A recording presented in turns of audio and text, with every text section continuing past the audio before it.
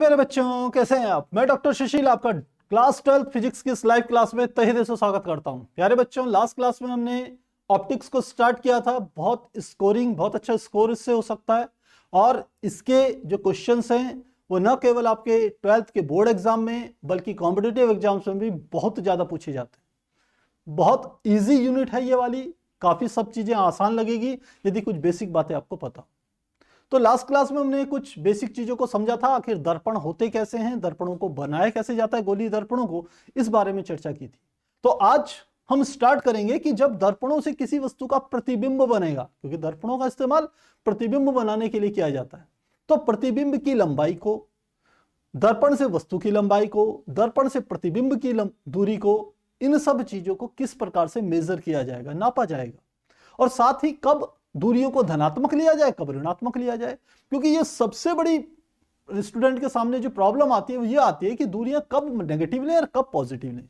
तो आज इसी टॉपिक के साथ, जिसे हम कहते हैं चिन्ह परिपाठी या चिन्ह परिपाठी, इसको या साइन कन्वेंशन, इससे हम क्या करेंगे, स्टार्ट करेंगे। तो इससे पहले क्लास को स्टार्ट करेंगे, चैट सेक्शन में बताइए क्या ऑडियो वीडियो क्लियर है। और अभी तक जो बच्चे हमारे साथ जुड़ चुके हैं वह है कमल अहमद, नितिन गौतम, अंकुर कुशवाहा, नईम सैफी, रईस अहमद, नितिन, राजा, तुषार, कृष्ण कुमार कन्हैया, राजेश, मोहम्मद, अनु डोभाल, डेविल, अंकुर। तो अब यारे बच्चों आपके मैसेज आने शुरू हो गए हैं कि सर क्लियर है। तो यदि क्लियर है तो फिर स्टार्ट करते हैं क्लास को। सभी बच्चे गुड इवनिंग कह रहे हैं, मेरी तरफ से सभी बच्चों को बहुत बहुत गुड इवनिंग, बहुत बहुत शुभ संध्या। तो स्टार्ट करते हैं। चिन्ह परिपाठी आखिर है क्या। जब हम किसी दर्पण की सहायता से वस्तुओं के प्रतिबिंब बनाते हैं तो वस्तु को दर्पण के सामने जब हम रखते हैं तो उसकी दूरियों को कैसे कैलकुलेट किया जाए। यदि प्रतिबिंब बन रहा है तो उस प्रतिबिंब की दूरी को कैसे कैलकुलेट करेंगे, इस बारे में आज हमने चर्चा की। तो यह जो चिन्ह परिपाठी है यह दर्पण के लिए और लेंस के लिए एक समान होती है। लेंस की हम आगे चर्चा करेंगे। तो समझते हैं सबसे पहले दर्पण के लिए। हमने एक दर्पण यहां पर ले लिया, इस तरीके से एक दर्पण ले रहे हैं ऐसे। अब यदि ये दर्पण में इधर की ओर पॉलिश कर दूं, मैंने यहां पर पॉलिश कर दी, तो आप समझ सकते हैं यह कौन सा दर्पण होगा। यह कौन सा दर्पण होगा, क्योंकि परावर्तक पृष्ठ भीतर वाला है, अंदर वाला है। धसा हुआ पृष्ठ से प्रकाश का परावर्तन होगा। उभरे हुए पृष्ठ पर हमने पॉलिश कर दी है, तो अब हम कहेंगे कि यह जो दर्पण होगा यह अवतल दर्पण होगा। तो हमने कौन सा दर्पण लिया है, यह है अवतल दर्पण, ये ले लिया। तो सबसे पहले हम क्या करते हैं, इस अवतल दर्पण का मध्य बिंदु निकालते हैं। तो ये हमने यहां पर निकाल लिया मध्य बिंदु, मान लेते हैं ये है। चलिए कोई एक दूसरा कलर ले लेते हैं और मध्य बिंदु हमने यहां पर ले लिया, ये मध्य बिंदु है। मध्य बिंदु से एक सीधी रेखा हमने खींची, तो जो ये मध्य बिंदु होता है इसको हम नाम देते हैं ध्रुव। ध्यान दीजिए, ये जो मध्य बिंदु है इसको नाम देंगे ध्रुव और इसको रिप्रेजेंट करते हैं P से। क्लियर होगी बात। अब इस मध्य बिंदु पर यदि हम एक लंब खींच लें जो कि इस दर्पण के इस बिंदु पर लंब होगा, ध्यान देना मेरी बात पे। जो ये मध्य बिंदु है इस पर यदि एक लंब खींच रहे हैं तो लंब किस प्रकार से होगा, इसके लिए दूसरा कलर यूज कर रहे हैं। ये हमने एक यहां से एक रेखा ले लेते हैं, सीधी सी आ जाएगी। ये हमने एक मध्य बिंदु से एक रेखा खींच ली, यह हमारी एक रेखा आ गई। इधर की ओर भी बना रहे हैं इसे और इसे इधर की ओर भी बना रहे हैं। तो ये जो रेखा होती है जो दर्पण के मध्य बिंदु जिसको हम ध्रुव कहते हैं उस पर लंब खींचने पे हमें प्राप्त होती है, इस रेखा को हम नाम देते हैं मुख्य अक्ष। क्या नाम दिया हमने इसको, इसको नाम देंगे मुख्य अक्ष। ये जो रेखा है ये है मुख्य अक्ष। तो हमने क्या क्या बातें समझी। ये हमारे पास एक अवतल दर्पण है जिसके मध्य बिंदु को हमने ध्रुव का, मध्य बिंदु P पर या ध्रुव P पर एक लंब खींचा दोनों दिशाओं में, और यह हमारा क्या कहलाती है, मुख्य अक्ष कहलाती है। अब आप जब किसी वस्तु को यहां रखते हैं, सपोज मैंने यहां पर कोई एक वस्तु रख दी, तो वस्तु का प्रतिबिंब सपोज ये हमने लगाया, ये एक वस्तु रखी, तो वस्तु की ऊंचाई को सामान्यतः हम h से प्रदर्शित करते हैं। ये ऊंचाई क्या है, h। और मान लेते हैं सपोज किसी कंडीशन में वस्तु का प्रतिबिंब यहां पर बन रहा है, इधर की ओर बन रहा है, तो ये जो ऊंचाई होगी ये प्रतिबिंब की ऊंचाई है, मान लेते हैं ये है h डैश। ध्यान देना एक एक बात पे। ये हमने एक एग्जांपल लिया है। ये क्या है, वस्तु, लिख लेते हैं ये क्या है, वस्तु, और यहां हमारी क्या चीज है, यह है प्रतिबिंब। प्रतिबिंब। अब हमें चिन्ह परिपाटी समझनी है। ध्रुव से लेकर के वस्तु तक की जो दूरी होती है उसे हमेशा u से प्रदर्शित किया जाता है। तो मैंने कहा ध्रुव से वस्तु तक की दूरी क्या होगी, u होगी, तो इसको हम इस प्रकार से u प्रदर्शित करेंगे। ये वाला बिंदु यहां से, ये जो डिस्टेंस है ये कितनी है, u दूरी है। और प्रतिबिंब की ध्रुव से जो दूरी है, यानी कि ये वाली जो डिस्टेंस है, इस दूरी को हम रिप्रेजेंट करते हैं v से। क्लियर होगी बात। अब कब ये धनात्मक होगी, कब ऋणात्मक होगी, ध्यान दीजिएगा। इसका बेसिक नियम क्या कहता है, बेसिक नियम कहता है जिस तरफ से प्रकाश किरण चलती है या प्रकाश किरण के चलने की दिशा में यदि दूरियां नापेंगे तो हमेशा धनात्मक लेंगे। बेसिक नियम ये है। तो प्रकाश किरण कहां से चलेगी, देखिए प्रकाश किरण को मैं बनाता हूं यहां पर, तो हमने एक प्रकाश किरण यहां से बनाई, ये प्रकाश किरण चली और दर्पण पर टकराई, ये प्रकाश किरण के चलने की दिशा है। आपने ध्यान देना कि जो भी दूरियां नापोगे उसका स्टार्टिंग पॉइंट, शुरुआती बिंदु हमेशा P लोगे, P से शुरुआत होगी। मुझे इस बिंदु तक की, जिसको कि मैं O कह रहा हूं, O यानी कि ऑब्जेक्ट, इस O की दर्पण से दूरी निकालनी है, तो मैं P पर स्केल रख करके P से देखूंगा ये कितनी दूर पर है। O से P की दूरी नहीं निकालनी, P से O की दूरी निकालनी। तो अब क्या बात है, प्रकाश किरण इस दिशा में चल रही थी, मैं P से O की दूरी नापने के लिए इधर से इधर की ओर चला, तो प्रकाश किरण की विपरीत दिशा में चला, इसलिए जो ये दूरी होगी, ये U दूरी, वह क्या होगी, माइनस में होगी, माइनस U होगा। पहली बात। दूसरी बात, यहां से प्रतिबिंब की दूरी भी क्या है, V, तो मुझे प्रतिबिंब यानी कि इसे I कहते हैं, यहां पर यह बिंदु क्या हो गया, I। तो ध्रुव P से लेके प्रतिबिंब की स्थिति को ज्ञात करना है, तो मैं शुरुआती बिंदु P, तो P से I की तरफ चलूंगा और तब दूरी नापूंगा। तो फिर मैं P से I की तरफ चल रहा हूं, तो प्रकाश किरण इस दिशा में चल रही थी, मैं इस दिशा में दूरी नाप रहा हूं, तो ये दूरी भी ऋणात्मक होगी, इसको भी माइनस से रिप्रेजेंट करेंगे। ध्यान दीजिए। अब आप कहोगे सर कौन सी दूरी धनात्मक लेंगे, सपोज वस्तु का प्रतिबिंब यहां बन जाता, यहां बन जाता प्रतिबिंब, तो अब इस बिंदु को मैं I डैश बिंदु मान लेता हूं, तो मुझे इस बिंदु की जो दूरी है I डैश की दूरी, ये I डैश की दूरी यहां से यहां तक की दूरी को नापना है, तो शुरुआती बिंदु क्या होगा, P, P से I डैश की तरफ चलूंगा, तो ये जो दूरी है मान लेते हैं ये V डैश है।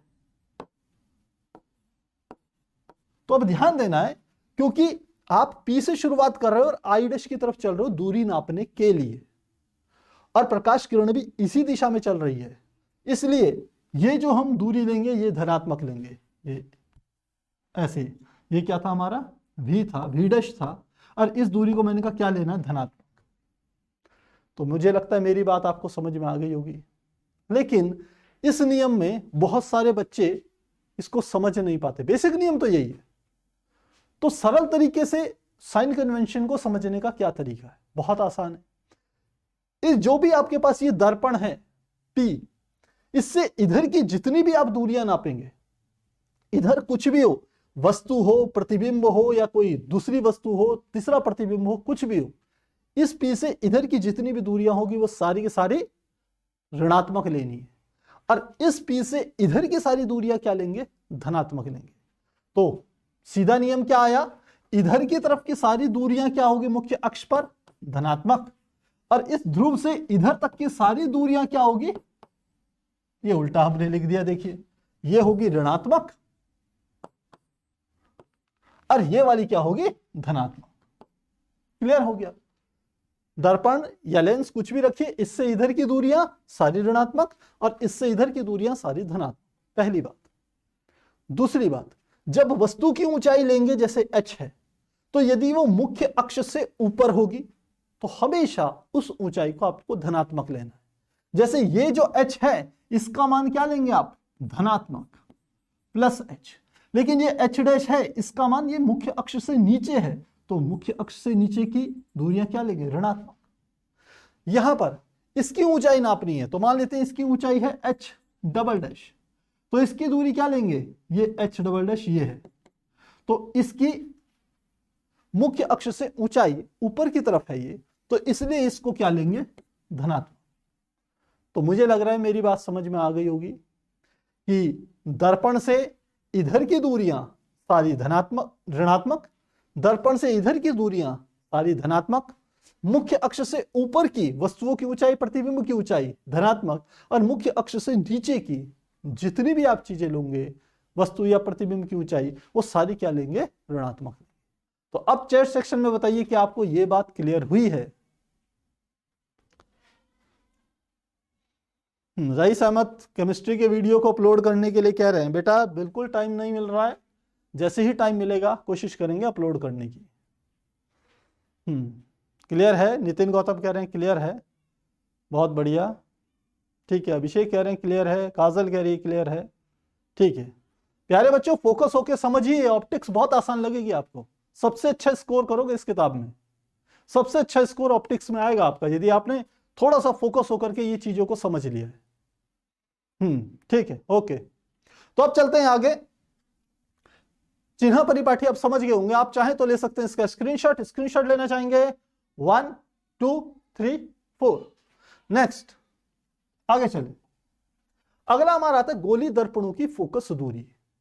फोकस दूरी को समझते हैं, आखिर फोकस बिंदु क्या होता है, फोकस तल क्या होता है और फोकस दूरी क्या होती है। फोकस दूरी को निकालने का एक तरीका है कि हम क्या करते हैं, कोई भी दर्पण लीजिए, उसमें मुख्य अक्ष के समांतर कुछ किरणों को आपतित किया जाता है, प्रकाश किरणों को, और फिर देखते हैं कि वह दर्पण से परावर्तन के पश्चात किस बिंदु की ओर जाती है अथवा किस बिंदु से आती हुई प्रतीत होती है। इन दो बातों की हमने बात करी, किस ओर जाती है या किस बिंदु से आती हुई प्रतीत होती है। ये दोनों बातें फोकस दूरी या फोकस के संदर्भ में सत्य हैं, दोनों को एक एक करके समझते हैं। सबसे पहले हम बात करते हैं अवतल दर्पण के लिए।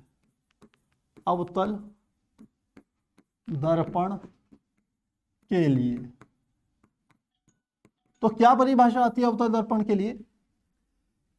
कि मुख्य अक्ष के समांतर आने वाली किरणें परावर्तन के पश्चात जिस बिंदु से होकर जाती हैं उसी को हम अवतल दर्पण का फोकस बिंदु कहते हैं।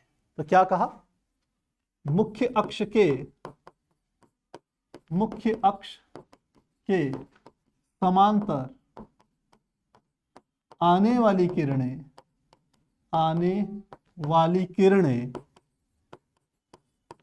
अपवर्तन के यहां पर तो दर्पण है तो क्या आएगा? परावर्तन।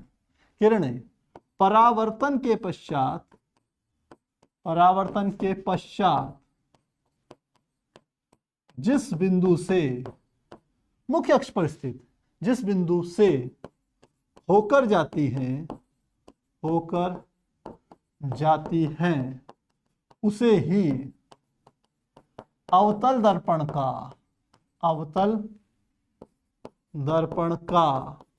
फोकस बिंदु कहते हैं। फोकस बिंदु कहते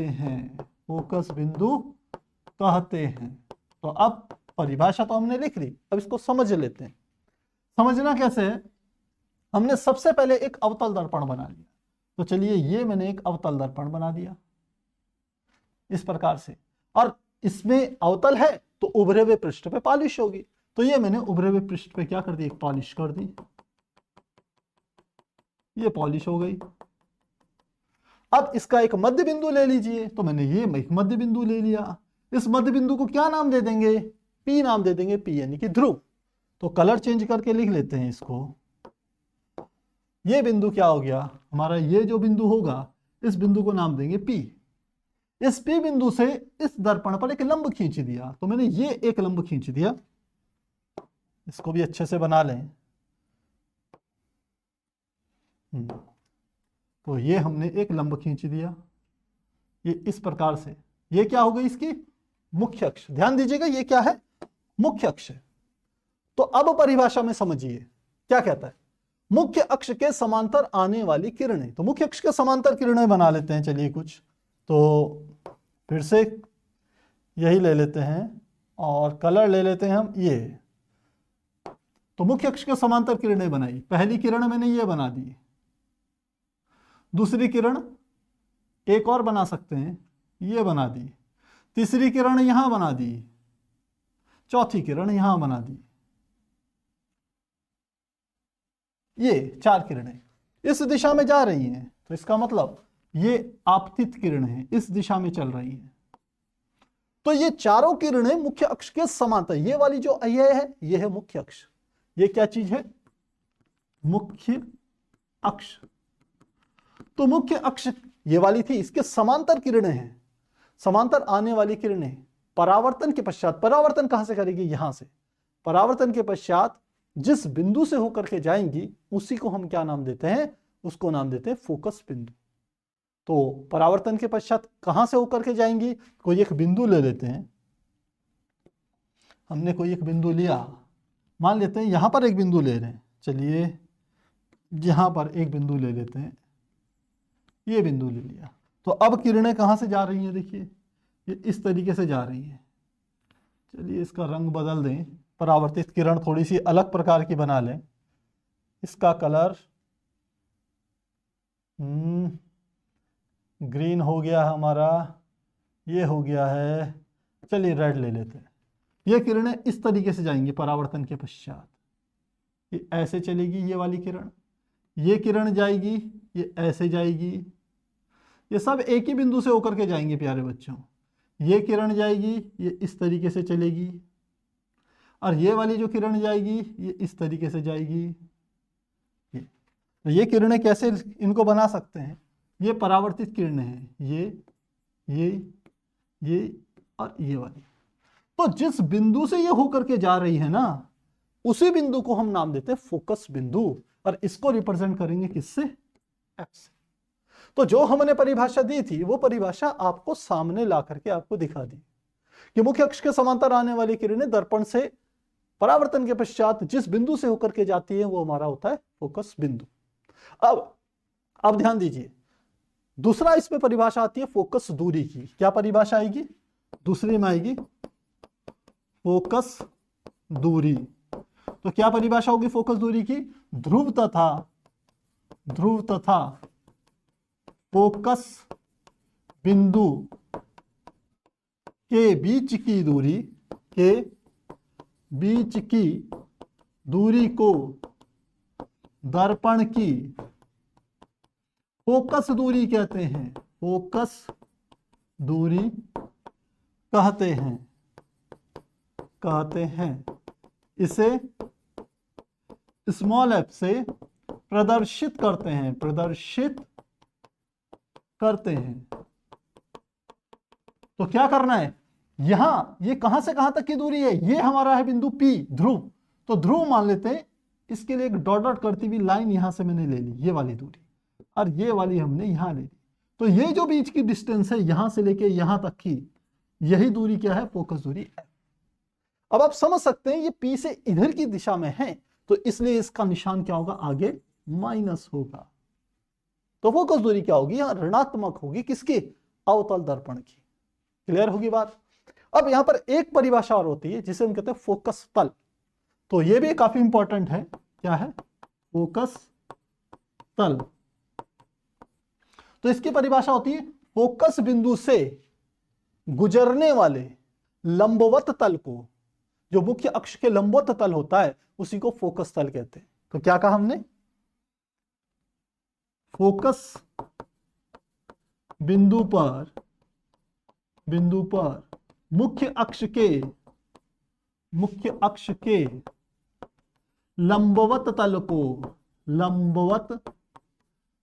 को फोकस तल कहते हैं, फोकस तल कहते हैं। तो अब फोकस तल भी आपको बना के दिखा देते हैं। तो फोकस तल कैसे बनाएंगे, थोड़ा सा ध्यान देना आप। ये हम यहां पर एक तल बना लेते हैं, इस तरीके से एक तल।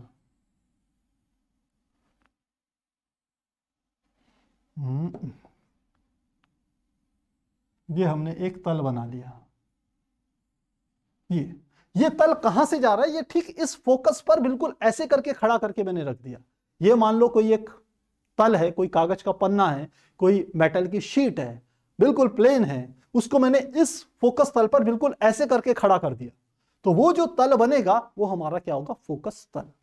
तो ये क्या हमारा है, इसको कहेंगे ये है फोकस। तो इतनी सारी बातें आपको जानकारी होनी चाहिए। तो क्या ये क्लियर है?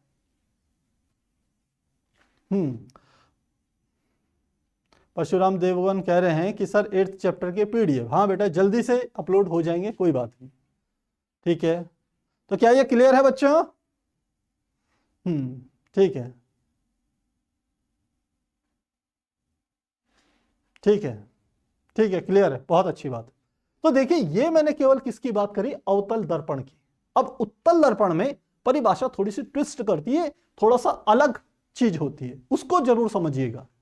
इसीलिए मैंने उसको बाद में रखा है, क्योंकि पहले आपको इजी चीज समझ में आ जानी चाहिए, है तो वो भी आसान पर समझने की बात है। तो अब समझते हैं उत्तल दर्पण को। उससे पहले आप चाहें तो ले सकते हैं इसका स्क्रीनशॉट लेना चाहेंगे 1 2 3 4। चलिए अब आगे चले। अब समझेंगे उत्तल दर्पण के लिए दूसरा हमारा आ गया, उत्तल दर्पण के लिए क्या निकालेंगे, फोकस बिंदु की परिभाषा देंगे। तो बिल्कुल परिभाषा लगभग वैसी ही जाएगी। सबसे पहला हमारा देखिए, परिभाषाएं सारी वैसी रहेंगी। फोकस किसकी, फोकस दूरी की, और फोकस तल की परिभाषाएं तो वही रहेगी, केवल फोकस बिंदु की परिभाषा यहां चेंज होगी। तो किसकी परिभाषा आएगी, फोकस बिंदु। क्या परिभाषा होगी, मुख्य अक्ष के समांतर आने वाली किरणें वाली प्रकाश किरणें भी लिख सकते हैं, प्रकाश किरणें परावर्तन के पश्चात जिस बिंदु से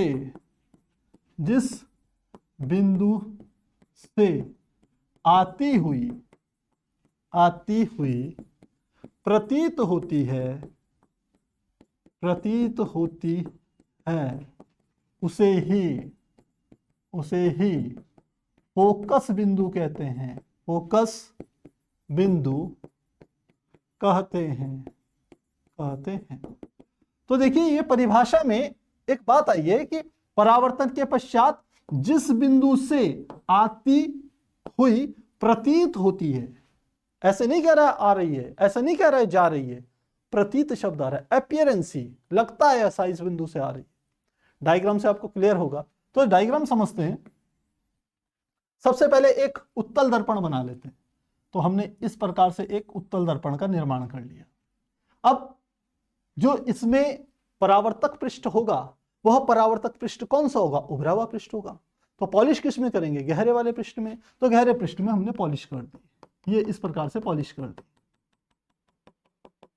अब यहां पर बना लेते हैं, इसका एक ध्रुव होगा, और उस ध्रुव के लंबवत यदि एक लाइन खींचे तो क्या बनेगा, मुख्य अक्ष बनेगी। तो बनाते हैं।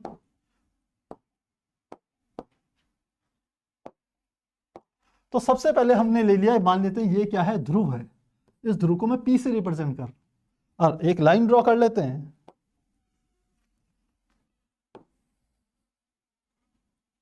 इसको नहीं लेते हैं, कलर थोड़ा सा चेंज कर देते हैं। यहाँ पर यहां से हमने एक लाइन यहां ड्रॉ कर दी, इधर की ओर भी और इधर की ओर भी। ये क्या चीज हमारे पास आई, ये हमारे पास आ गई, ये है मुख्य अक्ष। मुख्य अक्ष, ये मुख्य अक्ष है, अभी हम बता चुके। अब क्या कहा, मुख्य अक्ष के समांतर आने वाली प्रकाश किरणें, तो समांतर किरणें बना लेते हैं। तो समांतर किरणें बनाते हैं, चलिए ये हमने किरण बना दी, ये एक पहली किरण ये आई, और दो ही किरण हम बना रहे हैं जिससे डायग्राम में आपके क्लियरिटी आ जाए। ये दो किरणें बना दी, तो मुख्य अक्ष के समांतर आ रही हैं, तो आने वाली किरणों को दर्शाने के लिए हम तीर के निशान ऐसे लगा देते हैं। अब बात आती है परावर्तित होंगी, तो परावर्तन के बाद ये किधर की ओर जाएंगी। मैंने आपको परसों एक बात समझाई थी कि परावर्तित किरण की दिशा ज्ञात करने के लिए इस बिंदु पर क्या खींच देते हैं, हम एक लंब खींच देते हैं। जो आपतन कोण होता है वही परावर्तन कोण होता है। तो इसको करने के लिए मैंने इस बिंदु पर एक लंब खींच दिया, एक लंब खींच दिया। तो लंब इस प्रकार से मैंने खींच दिया, ये एक लंब है। यदि ये वाला कोण थीटा है तो ये वाला कोण भी क्या होगा, थीटा होगा। जो परावर्तित किरण ऐसे निकल गई तो यह वाला कोण भी क्या होगा, थीटा होगा। ये वाला कोण भी क्या होगा, थीटा होगा। ध्यान से समझना मेरी बात। तो ये वाला कोण थीटा, तो ये वाला कोण भी थीटा। ये परावर्तित किरण ऐसे चली गई, ऐसे यहां पर होगा। यहां पर भी क्या होगा, इस बिंदु पर एक लंब खींचना है, तो लंब मैंने इस तरीके से खींच दिया। यदि ये वाला कोण थीटा है तो परावर्तित किरण ऐसे जाएगी, तो ये वाला कोण भी क्या होगा, ये वाला कोण, ये भी क्या होगा, थीटा होगा। अब ये किरण इधर निकल गई, इधर से आई थी और ये इस दिशा में चली गई, ये वाली भी ऐसे में चली गई। तो ये किरणें, परावर्तित किरण एक ऊपर जा रही है, एक नीचे जा रही है। तो जैसे जैसे आगे बढ़ेगी इनके बीच की दूरी बढ़ेगी, तो ये आपस में मिलेगी नहीं। तो यदि यहां पर आप नेत्र लगा करके देखिए, यदि यहां पर आप नेत्र लगा करके इस किरण को देखिए कहां से आ रही है, तो इसको पीछे की ओर यदि मिलाया जाए तो ये इस बिंदु से आती हुई प्रतीत होगी। वैसे यहां पर नेत्र लगा करके मैं देखूं तो ये किरण भी इस बिंदु से आती हुई प्रतीत होगी। आ नहीं रही है इस बिंदु से, लेकिन नेत्र लगा के देखोगे तो ऐसा लगेगा ये यहां से आ रही है, यहां नेत्र लगाओगे तो लगेगा यहां से आ रही। तो जिस बिंदु से आती हुई प्रतीत होती है, इसी बिंदु को हम क्या कहते हैं, फोकस बिंदु कहते हैं, और इसे एफ से प्रदर्शित करते हैं। और पी से लेके एफ तक की जो डिस्टेंस होती है उसे हम कहते हैं फोकस दूरी। तो यहां से लेके यहां तक की जो दूरी है, ये वाली दूरी, इसे फोकस दूरी एफ से प्रदर्शित करते हैं। क्योंकि आप पी से इस दिशा में चल रहे हैं, दर्पण के दूसरी तरफ चल रहे हैं, इसलिए ये फोकस दूरी धनात्मक होगी। तो ये फोकस दूरी क्या होती है, प्लस में होती है, ध्यान रखें। तो क्या ये बात क्लियर हो रही है प्यारे बच्चों, क्योंकि बाकी सारी चीजें वही होगी। फोकस दूरी, ध्रुव से फोकस बिंदु के बीच की दूरी फोकस दूरी, और इस पी पर यदि एक लंबवत पृष्ठ की कल्पना कर लूं या लंबवत पृष्ठ खींच दूं, तो वह जो पृष्ठ फोकस से होकर के जाएगा वह क्या होगा, फोकस तल होगा। तो क्या ये चीजें क्लियर है? ठीक है, अरुण डोभाल कहना क्रिस्टल क्लियर है, बहुत बढ़िया। यही चाहता हूं प्यारे बच्चों, आपको एक एक बात समझ में आए, आगे काम आएगी सब चीजें।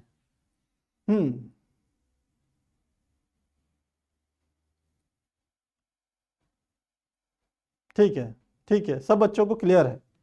एक दो बच्चे अभी कुछ इधर उधर की बातें कर रहे हैं। प्यारे बच्चों कोशिश कीजिए, फोकस होकर के पढ़ लीजिए।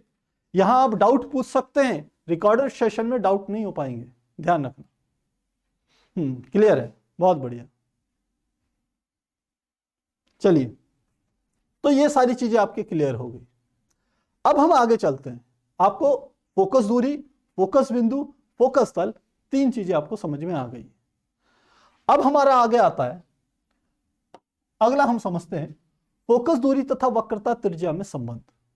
इसको हम दो तरीके से करेंगे, एक अवतल दर्पण लेकर के और एक उत्तल दर्पण लेकर। इस चीज को समझते हैं। पहली बात कि फोकस तो आपको समझ में आ गया, आखिर वक्रता त्रिज्या क्या होती है? वक्रता त्रिज्या होती है कि आपको मैंने गोलीय दर्पण समझाए थे, ध्यान करें, यहां से मैं आपको दिखाता हूं। ये देखिए, मैंने बताया था गोलीय दर्पण बनते कैसे हैं। तो गोली दर्पण एक खोखला गोला लीजिए, उसकी ऐसी कटिंग कर दी, यदि उसके बाहर की तरफ पॉलिश कर दीजिए उभरे हुए भाग की तरफ, तो यह उत्तल दर्पण बन गया, और यदि अंदर की ओर पॉलिश कर दे तो यह उत्तल दर्पण बन गया। अब ध्यान देना कि गोली दर्पण बनाने के लिए जिस खोखले गोले को लिया जाता है उस गोले का एक केंद्र होगा, मान लेते हैं ये केंद्र है और केंद्र को मैंने O कह दिया। तो इस खोखले गोले की जो त्रिज्या होगी यहां से यहां तक की, ये जो दूरी है इसको रिप्रेजेंट करते हैं R से, ये क्या है त्रिज्या, और यही इसी त्रिज्या को हम नाम देते हैं वक्रता त्रिज्या। तो वक्रता त्रिज्या आपको समझ में आ जानी चाहिए बात कि वक्रता त्रिज्या का अर्थ है कि गोली दर्पण के लिए वह दूरी जिस खोखले गोले से काट करके गोली दर्पण का निर्माण किया जा रहा है उस खोखले गोले की दूरी को ही वक्रता त्रिज्या कहते हैं। और जो बिंदु होता है गोले के केंद्र का उसे O की बजाय हम कह देते हैं, चलिए C से रिप्रेजेंट करते हैं, C से रिप्रेजेंट करते हैं यानी कि सेंटर, और इसे कहते हैं वक्रता केंद्र। तो ये क्या चीज हुई, ये हुई वक्रता त्रिज्या, और ये की चीज क्या हुई, इसे कहते हैं वक्रता केंद्र। वक्रता केंद्र C है, कहां है ये C, इस बिंदु पर। तो यदि ये दो बातें आपको क्लियर है तो अब जो हम डेरिवेशन कर रहे हैं फोकस दूरी तथा वक्रता त्रिज्या में संबंध, वो भी आपको अच्छे से समझ में आ जाएगा। फोकस दूरी समझा चुका हूं, अब वक्रता त्रिज्या मैंने समझा दी, तो अब आपको समझना है इन दोनों में रिलेशन कैसे निकालें। तो चलते हैं अपने टॉपिक की तरफ। तो सबसे पहले हम ले रहे हैं अवतल दर्पण के लिए, सबसे पहला अवतल दर्पण के लिए, अवतल दर्पण के लिए लेते हैं, अवतल दर्पण बना लेते हैं। ये मैंने अवतल दर्पण बना दिया, चलिए ये एक अवतल दर्पण बन गया। अवतल दर्पण है तो बाहरी पृष्ठ पे क्या हो जाएगी, पॉलिश हो जाएगी। ये हमने बाहरी पृष्ठ पे पॉलिश कर दी, और मान लेते हैं एक इसका हम क्या कर रहे हैं, हमने मान लेते हैं यह इसका सेंटर पॉइंट है, ध्रुव है P, तो ध्रुव से एक लाइन ड्रॉ कर देते हैं, मुख्य अक्ष बन जाएगी। इस पर लंब खींच दिया जाए तो एक लाइन ड्रॉ करते हैं,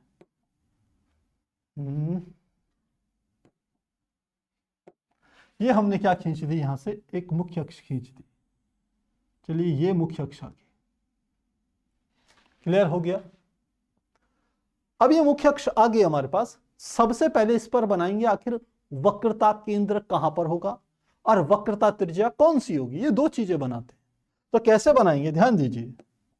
हमने कहा ये जो गोला था, इस गोले को यदि मैं पूरा करूं, जिस खोखले गोले से काट करके इस दर्पण का निर्माण हुआ, यदि मैं उस गोले को आपके सामने रखूं तो कैसे गोला आएगा, ध्यान देना। ये मैं गोला बना रहा हूं, मान लेते हैं इस गोले को काट करके, इस गोले का इतना हिस्सा काट के मैंने दर्पण बनाया, तो इस गोले का जो केंद्र होगा वो मान लेते हैं यहां पर है, और इस केंद्र को मैंने कहा किससे रिप्रेजेंट करेंगे, C से। ये हो गया वक्रता केंद्र। तो वक्रता केंद्र समझ में आ गया, और आप जानते हैं C से लेके P तक की दूरी को वक्रता त्रिज्या कहते हैं, R से रिप्रेजेंट करते हैं। तो क्या आ जाएगा, यहां से इस बिंदु से लेकर के यहां ध्रुव तक की जो दूरी है, ये वाली दूरी, इसको वक्रता त्रिज्या हमने क्या ले ली, R ले ली। क्लियर, कोई समस्या नहीं, कोई दिक्कत नहीं। अब हमने कहा यह है वक्रता त्रिज्या R। अब आप समझ सकते हैं ये इससे इधर है तो आप चाहे से नेगेटिव ले लीजिए, ये ऋणात्मक होगी। क्लियर सी बात हो गई। हमें क्या करना है, वक्रता त्रिज्या और फोकस दूरी में संबंध बताना है। तो फोकस दूरी को कैसे करेंगे, डेफिनेशन पे ध्यान दीजिए फोकस दूरी की, कि अवतल दर्पण के लिए मुख्य अक्ष के समांतर आने वाली प्रकाश किरणें परावर्तन के पश्चात जिस बिंदु से जाती है वही हमारा क्या होता है, फोकस बिंदु होता है। तो अब मैं केवल एक प्रकाश किरण बना रहा हूं, ज्यादा नहीं बनाएंगे, क्योंकि आपको फोकस दूरी या फोकस बिंदु कैसे निकाला जाता है ये आपको पता चल गया। तो एक प्रकाश किरण बना रहे हैं जो मुख्य अक्ष के समांतर जा रही है, तो बनाते हैं।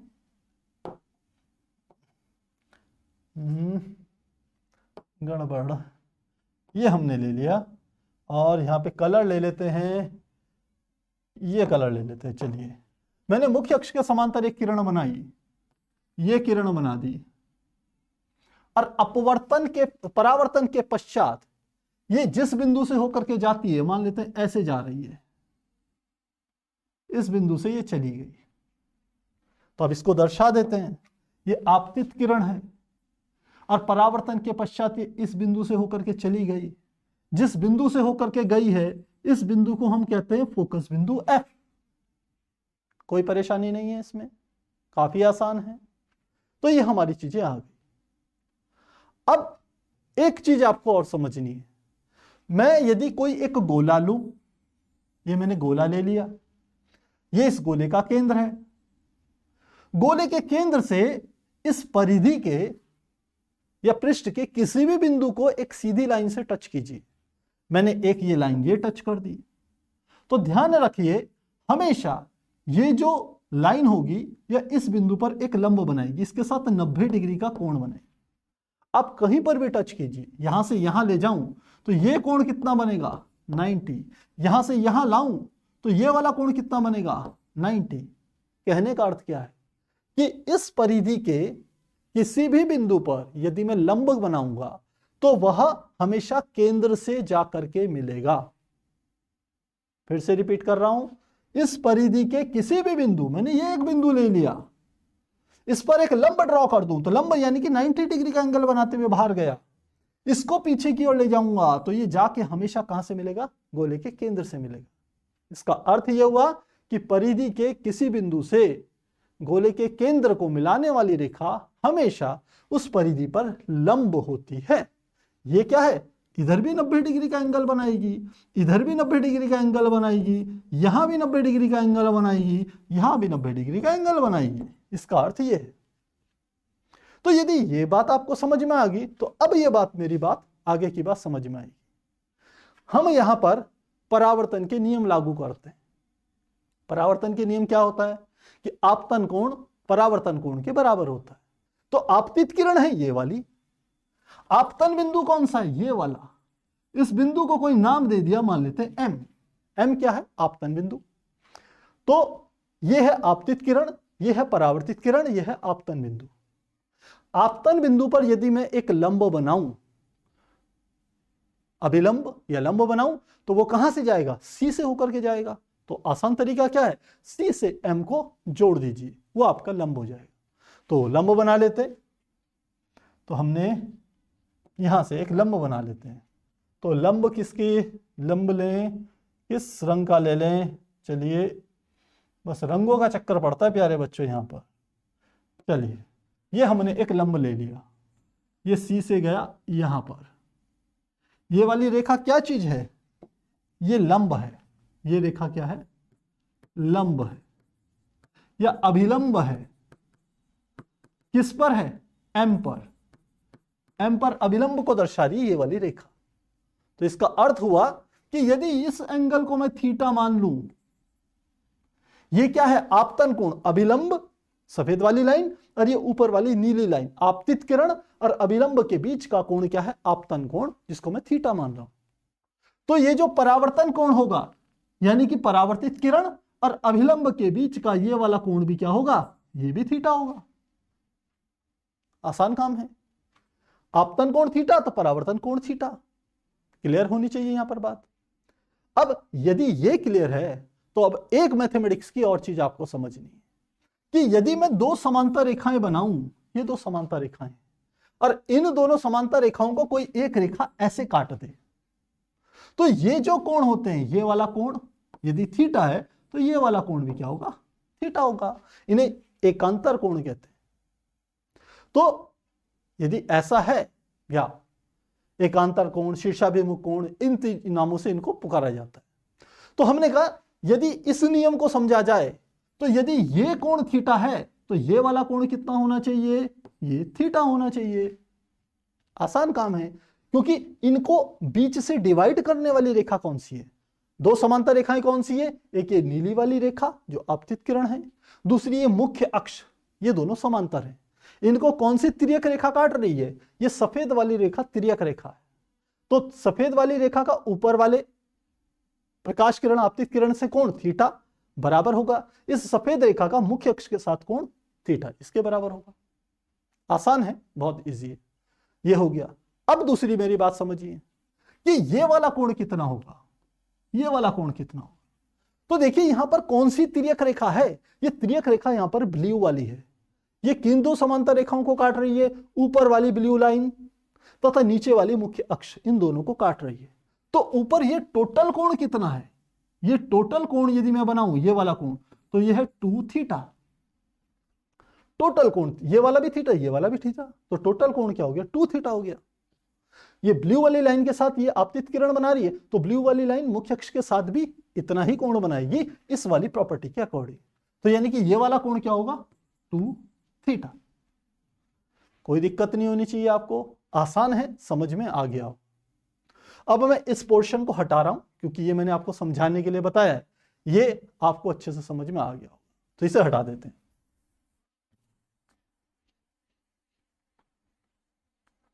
तो ये हमने यहां पर डायग्राम बना दिया है। अब हम थोड़ा सा नामकरण करेंगे। देखिए ये सी बिंदु है, ये एफ बिंदु है, ये एम बिंदु है। सबसे पहले आपतन बिंदु एम से मुख्य अक्ष पर एक लंब डाला। क्या करा हमने, क्या लिखा, आपतन बिंदु एम से मुख्य अक्ष पर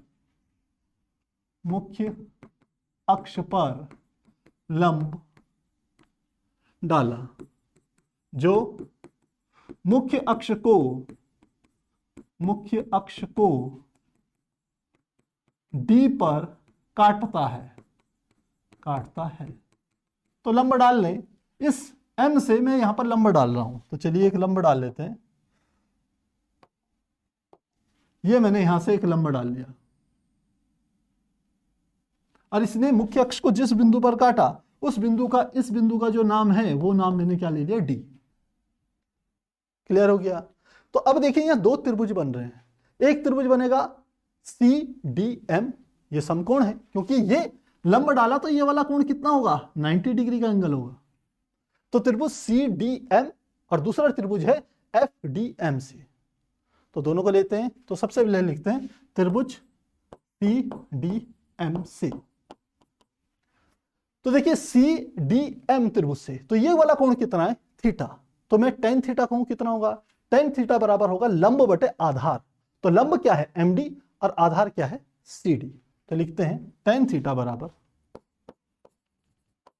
बराबर लंब बटे आधार यानी कि MD बटे CD। ध्यान देना, ये MD भुजा लंब है और ये CD भुजा आधार है। tan थीटा बराबर होता है लंब बटे आधार। क्लियर होगी बात। तो सेकंड इक्वेशन, या इसी में एक कंडीशन मान लेते हैं, यदि थीटा सूक्ष्म हो, यदि थीटा का मान छोटा हो, यदि ये इतना बड़ा दर्पण नहीं हो, ये इतना सा दर्पण हो, तो ये थीटा कोण क्या होगा, सूक्ष्म होगा। तो यदि थीटा सूक्ष्म हो तो ध्यान देना, तब tan थीटा बराबर थीटा के हो जाता है। इस इक्वेशन को ध्यान देना। तो लिखेंगे अतः tan थीटा की जगह क्या आएगा, थीटा बराबर, यह आ जाएगा MD बटे क्या आ जाएगा, CD, और ये होगी समीकरण नंबर 1। पहली समीकरण हमने बना दी। अब दूसरे त्रिभुज पे चलते हैं, इस वाले पे, FDM से, छोटा वाला त्रिभुज FDM से। तो लिखते हैं त्रिभुज FDM से। अब इसमें ये वाला कोण कितना बन रहा है, 2 थीटा। तो tan 2 थीटा का मान निकालना हूं, तो क्या आ जाएगा, tan 2 थीटा बराबर, ये भी क्या होगा, लंब तो MD ही है और आधार क्या है, FD। तो लिखेंगे MD बटे FD, इसके बराबर आ गया। तो फिर से ये लिख दें, यदि थीटा सूक्ष्म होगा तो 2 थीटा भी सूक्ष्म होगा। तो लिखते हैं यदि 2 थीटा सूक्ष्म हो, तो यदि ऐसा है तो ये क्या आ जाएगा, 2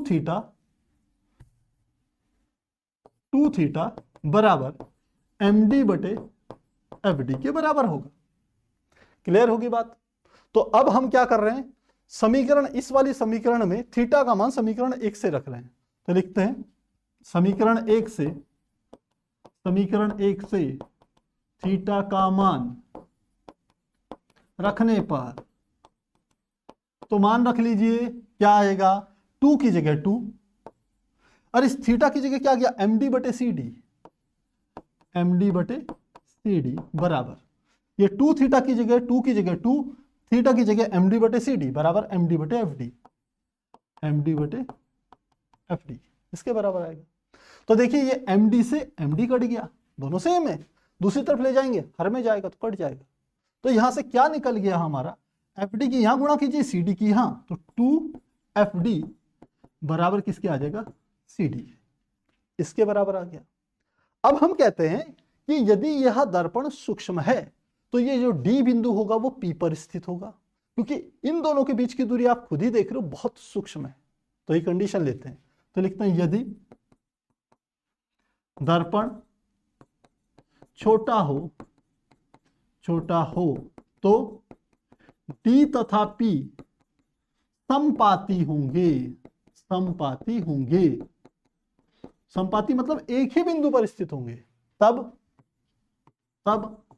हम क्या करेंगे, ये जो डिस्टेंस है FD, F से लेके D तक की दूरी को F से लेके P तक की दूरी के बराबर ले लेंगे। तो लिखेंगे FD बराबर हो जाएगा FP के हो जाएगा, और तथा दूसरी दूरी कौन सी है, CD, जो CD है, C से लेके D तक की दूरी है, उसको C से लेके P तक की दूरी ले लेंगे, CD बराबर CP। तो ये दोनों के दोनों मान इस समीकरण में रखते हैं, समीकरणों को नाम दे देते हैं समीकरण नंबर 2।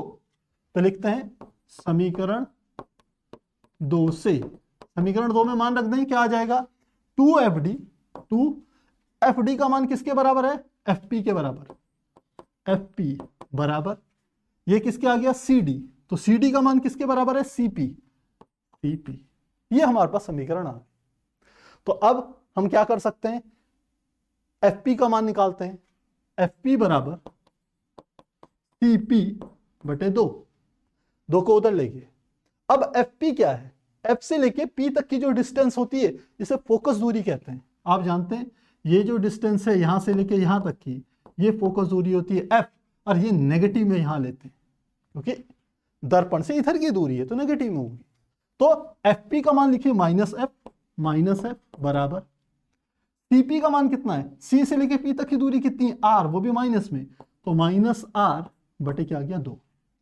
तो इस वाले माइनस से ये माइनस कट गया, तो क्या आ जाएगा, F = R बटे 2।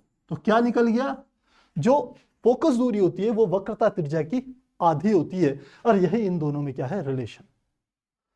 तो प्यारे बच्चों कुछ समझ में आया आप लोगों को, क्योंकि ये हमने काफी डिटेल में खोल करके सारी चीजें बताई है, अदरवाइज केवल 2 लाइन में ये चीज हो सकती है जैसे एनसीईआरटी ने दी हुई। तो बताएंगे क्या ये क्लियर है, हाँ, शत्रुघ्न कह रहे हैं, कुमार कह रहे हैं यस सर क्लियर है, बहुत बढ़िया, कृष्ण कुमार भी कह रहे हैं क्लियर है, ठीक है, बहुत बढ़िया, सभी बच्चे कह रहे हैं क्लियर है, जीत तोमर भी कह रहे हैं क्लियर है, नितिन गौतम कह रहे हैं सर थोड़ा थोड़ा, बेटा काफी डिटेल में बताया, एक बार फिर से इसको देखना, एक बार फिर से समझना, क्योंकि लाइव क्लास में बच्चे कंसंट्रेट बहुत कम हो पाते हैं, तो कंसंट्रेशन जितना ज्यादा रहेगा आपको ये उतना ज्यादा समझ में आएगा। ठीक है, क्लियर है। तो ठीक है प्यारे बच्चों, ये हमने पहला निकाल लिया, किसके लिए, अवतल दर्पण के लिए। अब उत्तल दर्पण के लिए समझ लीजिए ये कैसा निकालें, तो डेरिवेशन सेम ऐसे ही होगा, बस उसे शॉर्टकट में करेंगे, डायग्राम आपको पूरा सिखाएंगे। तो अब इसका ले स्क्रीनशॉट लेना चाहेंगे 1 2 3 4। तो अब लेते हैं उत्तल दर्पण के लिए, सेकंड में आ जाएगा दूसरे में, उत्तल दर्पण के लिए। तो उत्तल दर्पण के लिए निकालते हैं, उत्तल दर्पण बनाया हमने, इस तरीके से बना दिया, चलिए उत्तल दर्पण ये। तो अब अंदर वाली पृष्ठ पे क्या करनी है, पॉलिश करनी है, ये अंदर वाली पृष्ठ पे पॉलिश कर दी।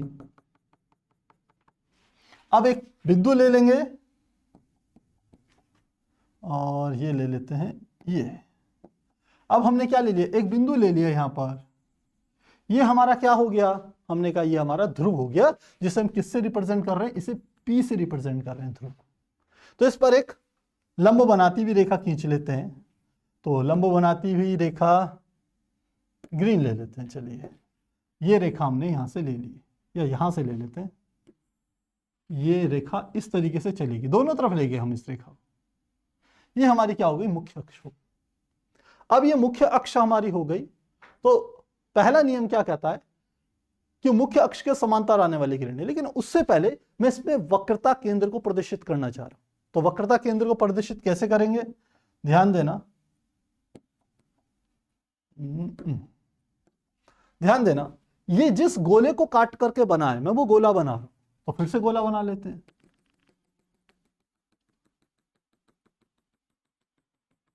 ये गोला था, इस गोले को मैंने इतना काटा तो मेरे पास एक दर्पण बन गया। तो इस गोले का केंद्र क्या होगा, इस गोले का केंद्र मान लेते हैं यहां पर ये, और इस केंद्र को किससे रिप्रेजेंट कर रहा हूं, सी से, और इसी सी को क्या नाम देते हैं, वक्रता केंद्र। तो मेरी बात समझ में आपको आ गई होगी, ये क्या चीज है, वक्रता केंद्र। अब वक्रता केंद्र आपने यहां पर प्रदर्शित कर लिया है। अब मुख्य अक्ष के समांतर एक किरण निकालेंगे। आपको पता होना चाहिए ध्रुव से वक्रता केंद्र के बीच की जो दूरी होती है उसे हम आर से रिप्रेजेंट करेंगे, और ये आर क्या होगी, धनात्मक होगी, क्योंकि इस बार वक्रता केंद्र गोले के दर्पण के दाहिनी तरफ, तो दूरियां धनात्मक लेंगे। चिन्ह परिपाटी भी आपको पता होनी चाहिए। अब हमें क्या करना है, मुख्य अक्ष के समांतर किरण लानी है। तो एक किरण लेकर के आते हैं, और यहां से ही ले लेते हैं किरण को। ये हमने एक मुख्य अक्ष के समांतर ये किरण लेकर के आ गए, ये मैंने एक किरण ले आया। ये किरण है, तो ये आपतित किरण है। इस तरीके से दर्पण के जिस बिंदु पर टकराई, इस बिंदु को कोई एक नाम दे दिया, इस बिंदु को, और इसको हमने नाम दे दिया, मान लेते हैं एम। एम क्या है, आपतन बिंदु। तो ये प्रकाश किरण आई, परावर्तन के पश्चात किधर जाएगी, इस बात को समझने के लिए हम परावर्तन के नियम यूज करते हैं। पहला नियम, आपतन कोण परावर्तन कोण के बराबर होता है। और आपतन कोण किस किस के बीच होता है, आपतित किरण तथा अभिलंब के बीच में। जिसको पिछला डायग्राम समझ में नहीं आया, इसको समझिएगा ध्यान से। तो अभिलंब क्या करना है, सी से एम को मिलाती हुई एक रेखा खींचनी है, वो अभिलंब बनेगा। तो खींच देते हैं एक रेखा। चलिए यहां पर हम एक रेखा खींचते हैं, और इस रेखा का कोई कलर ले लेते हैं। चलिए येलो ले लेते हैं। तो यह हमने खींचा, इन दोनों को मिलाती हुई एक रेखा ऐसे खींच दी। ये येलो जो रेखा है, ये क्या है, एक अभिलंब है। मैं लिख भी लेता हूं इसको, ये क्या है, अभिलंब। तो देखिए ये वाला कोण क्या है, ये है आपतन कोण, जो कि है थीटा। आपतित किरण और अभिलंब के बीच का कोण क्या हो गया, आपतन। तो परावर्तित किरण थीटा कोण बनाते हुए ही निकलेगी। तो परावर्तित किरण बना लेते हैं। तो फिर से चलिए परावर्तित किरण को हम बनाते हैं, ऑरेंज लाइन से ही बना लेते हैं, इससे बनाते हैं। चलिए तो ये परावर्तित किरण ये चलेगी, ये परावर्तित किरण हमने बना दी। तो ये परावर्तित किरण आगे की तरफ गई है, हम समझ सकते हैं इसको। यदि इसको पीछे की तरफ मिलाया जाए, ये किरण क्या है, आगे की तरफ, ये क्या है, परावर्तित किरण, ये है आपतित किरण, ये इधर की ओर गई। तो यहां से कोई नेत्र लगा करके देखे, यहां पर कोई नेत्र लगा के देखे, तो ये किरण कहां से आती हुई प्रतीत होगी, मुख्य अक्ष के समांतर आने वाली किरणें उत्तल दर्पण में परावर्तन के पश्चात जिस बिंदु से आती हुई प्रतीत होती है उसे हम फोकस बिंदु कहते हैं। तो जिस बिंदु से आती हुई प्रतीत होती है, पीछे की ओर मिलाइए, ये इस बिंदु से आती हुई प्रतीत हो रही है, तो ये बिंदु क्या होगा, फोकस बिंदु एफ। क्या मेरी बात समझ में आपको आ रही है कि ये बिंदु क्या होगा, फोकस बिंदु एफ होगा। हो सकता है कुछ बच्चे ना समझ रहे हो, तो इसको एक सीधी लाइन से मैं ड्रॉ कर लेता हूं। चलिए यहां से मैंने सीधी एक लाइन ऐसे खींच ली। चलिए ये लाइन यही पीछे की ओर मैं ले गया। तो अब ये हमारा क्या होगा, फोकस बिंदु। अब हमने पहले की तरह एंगल लेने, देखिए ये एंगल थीटा था, आपतन कोण थीटा है, तो परावर्तन कोण भी क्या होगा, थीटा होगा। अब कौन कौन सी, वही वाला नियम लागू करेंगे कि दो समांतर रेखाओं को एक तिर्यक रेखा यदि काट रही है ऐसे, तो कोण क्या होंगे, आपस में बराबर होंगे। तो अब तिर्यक रेखा कौन कौन सी है, हम कह रहे हैं ये वाला कोण थीटा है, तो ये वाला कोण भी क्या होगा, थीटा होगा। इस नियम को यहां लागू करते हैं। तो कैसे लागू करें? ये नीली रेखा ऐसे जा रही थी और पीली रेखा ऐसे जा रही है, तो ये जो कोण थीटा है, यदि ये थीटा है तो ये वाला कोण भी क्या होगा? थीटा होगा। पहली बात अपने आप बना के देखिएगा। ये नीली लाइन ऐसे पूरी आगे खींच दीजिए, नीचे ग्रीन लाइन मुख्य अक्ष है, इसको येलो लाइन काट रही है, तो ये थीटा बनेगा, तो यहां भी थीटा बनेगा इस वाले नियम से। पहला। दूसरा, इसी नियम का उपयोग कर रहे हैं, ये टोटल कोण कितना होगा? ये टोटल कोण होगा 2 थीटा। तो ये मुख्य अक्ष के समांतर लाइन है, उसके समांतर ये ग्रीन वाली लाइन है, इसको ये वाली लाइन काट रही है, ये सीधी लाइन है, तो यदि ये कोण 2 थीटा है तो ये वाला कोण भी 2 थीटा होगा। क्लियर होगी बात? अब पहले की तरह हमने क्या करना है, M से मुख्य अक्ष पर एक लंब डालना है, तो डालते हैं लंब। क्या करते हैं, लंब के लिए कोई कलर अलग सा यूज करते हैं, व्हाइट वाला यूज करते हैं, पर इससे यहां पर लेना पड़ेगा। यहां से हमने M से क्या करा, यहां पर एक लंब डाल दिया। ये जिस बिंदु पर ये लंब डाला उस बिंदु को मैंने क्या नाम दे दिया, D। अब ये डायग्राम पहले की तरह बन गया है। अब क्या करना है, पहले की तरह tan थीटा किससे, त्रिभुज MDC से या CDM से, लिख लेता हूं त्रिभुज CDM से। tan थीटा बराबर, ये थीटा कोण है, तो tan थीटा बराबर लंब यानी कि MD बटे CD। क्या लिख लेंगे, MD बटे CD। तो यदि थीटा क्या हो, सूक्ष्म हो तो क्या हो जाएगा, थीटा बराबर MD बटे CD के बराबर होगा। दूसरा त्रिभुज, दूसरा कौन सा वाला त्रिभुज लेंगे, छोटा वाला, यानी कि MDF से, त्रिभुज MDF से क्या लेंगे, त्रिभुज MDF से। MDF में tan 2 थीटा निकालना है, क्योंकि ये वाला कोण क्या है, 2 थीटा है, तो क्या लिखेंगे, tan 2 थीटा। फिर से लंब बटे आधार, लंब क्या है, वही MD बटे क्या आएगा, DF। MD बटे DF मैंने ले लिया, MD बटे DF ये आ गया। तो यदि थीटा क्या ले लिया हमने, सूक्ष्म, यदि थीटा सूक्ष्म लिया तो क्या करेंगे, 2 थीटा बराबर MD बटे क्या जगह DF। ये वाली समीकरण 1 मान लें, तो समीकरण 1 से थीटा का मान रखते हैं, तो लिखते हैं समीकरण 1 से थीटा का मान रखने पर रखें तो क्या आ जाएगा, ये आ जाएगा 2 इंटू थीटा का मान MD बटे CD बराबर, इधर भी आ गया MD बटे DF। तो MD से MD कट गया, बिल्कुल पहले की तरह चल रहा है, तो क्या आ जाएगा, ये आ जाएगा DF कि यहां गुणा कर दीजिए, DF और साथ में 2 और था, गुणा 2 बराबर CD की यहां गुणा हो जाएगी, तो मैं लिख सकता हूं DF बराबर CD बटे 2। ये हमारी समीकरण आ गई। तो अब DF क्या है, D से F तक की दूरी, और CD क्या है, C से लेकर D तक की दूरी। अब मैं कहूं यदि दर्पण सूक्ष्म हो तो D तथा F संपाती होंगे, जैसे पहले लिया था, तो लिखते हैं यदि दर्पण छोटा हो तो P तथा D संपाती होंगे, और यदि संपाती होंगे तो क्या होगा, ये D बिंदु P पर स्थित हो जाएगा, दोनों बिल्कुल एक दूसरे के समान ही रहेंगे। तो इस स्थिति में लिखेंगे DF, तो DF क्या है, F से लेकर D तक की दूरी, इसको लिख सकता हूं मैं PF, इसके बराबर लिख सकते हैं। और दूसरी CD, C से लेकर D तक की दूरी को, इसको मैं लिख सकता हूं PC, P से लेकर C तक की दूरी। इन दोनों को इस समीकरण में रखते हैं, समीकरण 2 में, तो लिखते हैं समीकरण 2 में मान रखने पर, तो मान रख लीजिए क्या आ जाएगा, यह DF की जगह क्या लिख लेंगे, PF, यह आ गया PF बराबर, CD की जगह क्या लिख लेंगे, PC बटे 2, PC बटे 2। अब देखिए PF क्या है, P से लेके F तक की दूरी, ये फोकस तक की दूरी है, तो ये जो डिस्टेंस होती है इसे फोकस दूरी F से प्रदर्शित करते हैं, ये धनात्मक है क्योंकि ये दर्पण से इधर की तरफ की है, पॉजिटिव होगी। तो पी एफ की जगह क्या लिख लेंगे, एफ बराबर पी सी, पी से लेके सी तक की दूरी तो आर के बराबर है, क्या आ गया आर बटा आ गया 2। तो यहां पर भी हमने प्रूव कर दिया कि उत्तल दर्पण की जो फोकस दूरी होती है वो वक्रता त्रिज्या की आधी होती है। तो हमने दोनों को लेकर के ये चीज प्रूव करी है।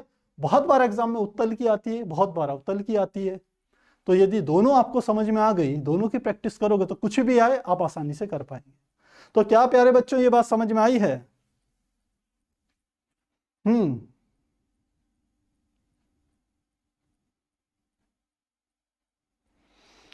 चेतन स्वरूप कह रहे हैं कि हम हमेशा कॉपी में जो वस्तु है उसको बाईं तरफ ही क्यों बनाते हैं? प्यारे बच्चों, किसी भी काम को करने का एक पैटर्न रखा गया है। ऐसा नहीं है कि आप दाहिनी तरफ से नहीं डाल सकते, दाहिनी तरफ से डाल दो, लेकिन जो नियम होंगे वो परावर्तन के नियम का ही इस्तेमाल करो, केवल एक फॉर्मेट को समझने के लिए। अब देखिए, यदि आप दर्पण में इधर की ओर से डालेंगे प्रकाश तो क्या होगा, ध्यान दीजिए, इधर से इधर तक की दूरियां नेगेटिव हो जाएगी और यहां से यहां तक की दूरियां पॉजिटिव हो जाएगी। आपका साइन कन्वेंशन जो दर्पण से हमने कहा इधर का ऋणात्मक होता है, इधर का धनात्मक, वो उल्टा हो जाएगा, बस और कुछ नहीं होगा। आप डाल सकते हैं।